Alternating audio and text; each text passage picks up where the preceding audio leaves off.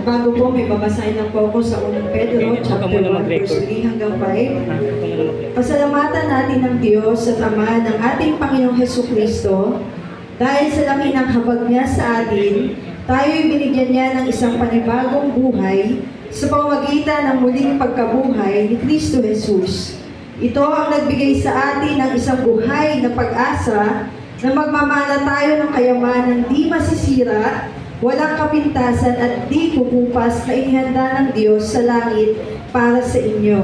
Sa pamamagitan ng inyong pananampalataya, iniingatan kayo ng kapangyarihan ng Diyos habang hinihintay ninyo ang kaligtasang nakahandang ihayag sa katapusan ng panahon. Sa Diyos po ang papuri.